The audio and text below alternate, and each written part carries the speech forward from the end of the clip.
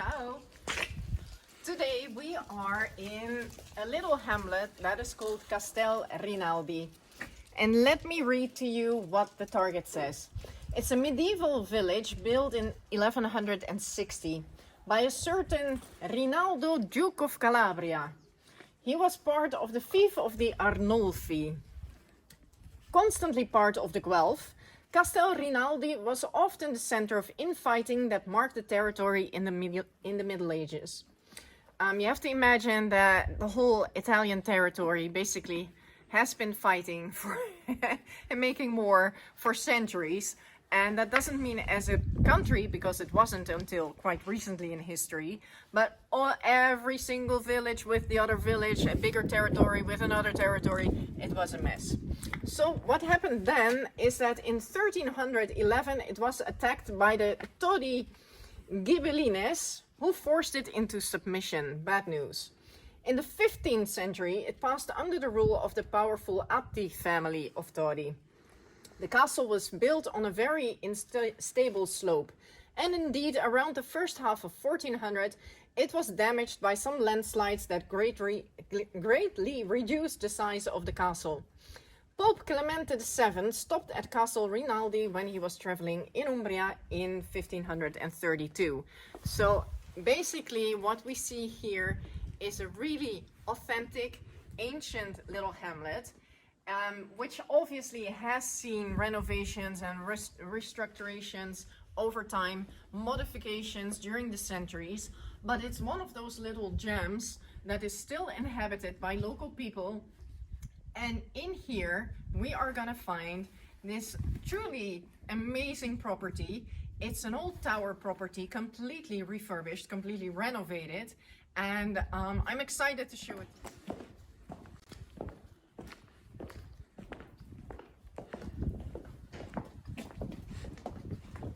Along the way we see old arches. This used to be an opening maybe hundreds of years ago. Another one that remained an opening.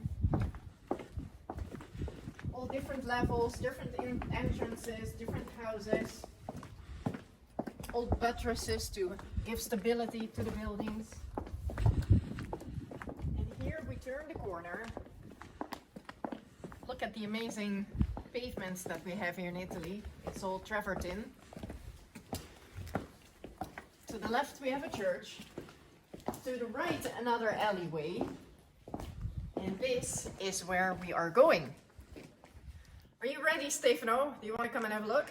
Andiamo a vedere cosa ci propone oggi. Okay, come in.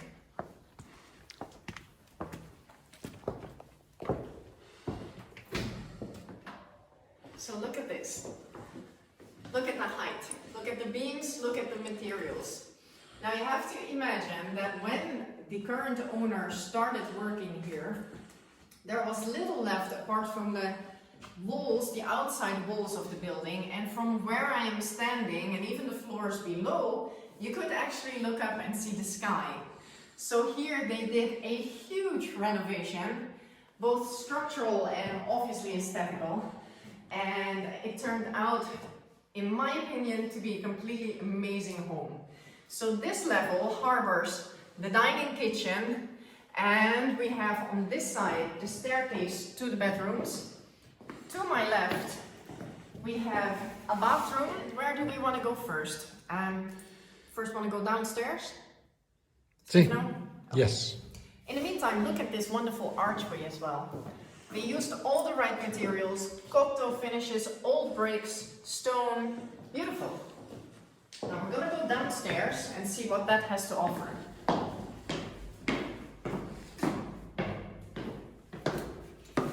So let me sit down here and have a look. This is, according to me, a truly amazing hallway. Look at the ceiling. Light fixtures, I have to say, they add an authentic touch. And to me, this is completely amazing. Now, this level harbors a big living room or television room, American style actually.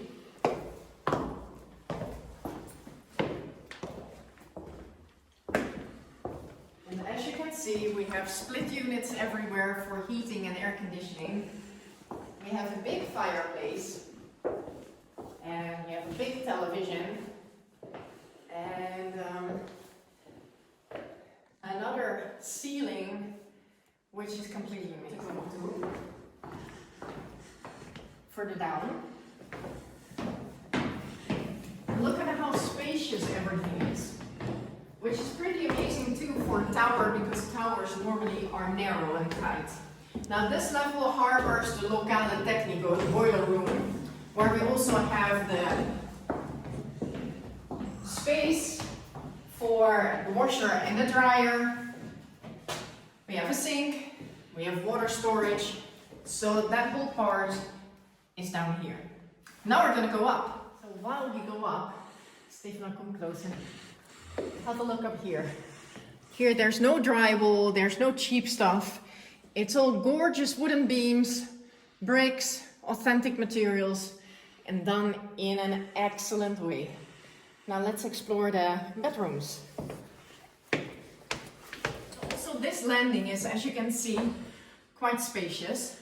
Here we have another arch, and I think this was actually a bearing wall, so there could have been two structures originally here. And this one leads into a super nice, a very cozy bedroom. Though cozy here doesn't mean small. It's spacious. We have a big closet here. We have a double bed, and we also have a nice view on this side. Look.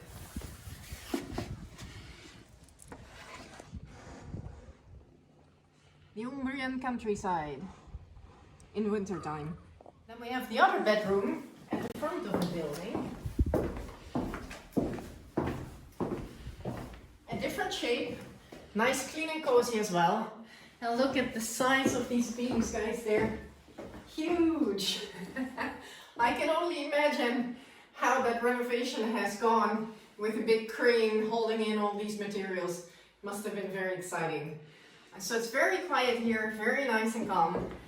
Again, enough space for a double bed, a desk, big closet. We have convectors for the heating, and now we're going to see the shared bathroom. Like the bathroom downstairs, and it's very neatly done, nice finishes, nice materials, Italian way bidet and toilet, nice top and sink, cabinet below, nice wall tiles. I'd say this is pretty much perfect. The unexpected treat of the whole building, the tower room, the top floor.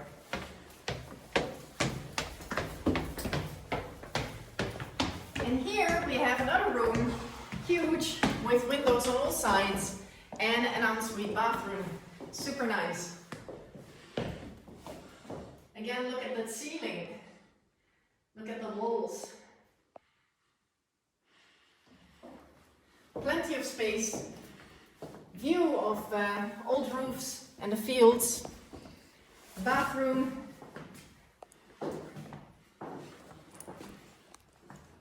You know, spaces in here can become a bit quirky, as we obviously in Umbria need to work with the spaces we have.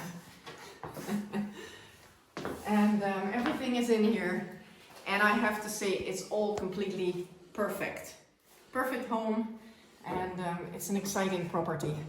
It's very authentic, very sturdy, and this one is absolutely ready to be your home for at least another 500 years.